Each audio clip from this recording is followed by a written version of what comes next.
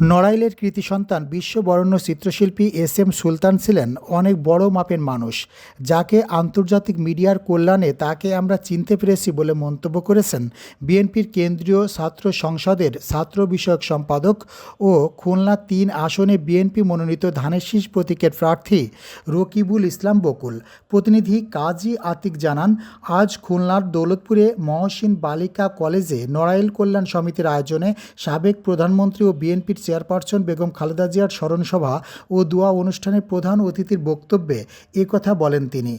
এ সময় স্মরণসভায় সভাপতিত্ব করেন বিএল কলেজের ইংরেজি বিভাগের সাবেক প্রধান প্রফেসর ইকবাল হোসেন। অনুষ্ঠানে চেম্বার অব কমার্সের সভাপতি আতিয়া রহমান, গাজী মেডিকেল কলেজ হাসপাতালের মালিক ডক্টর গাজী মিজানুর রহমান, ইসলামিক ফাউন্ডেশনের পরিচালক এস.এম. আনিসুজ্জামান, বাংলাদেশ জুট অ্যাসোসিয়েশনের চেয়ারম্যান আলমগীর কবির বক্তৃতা করেন।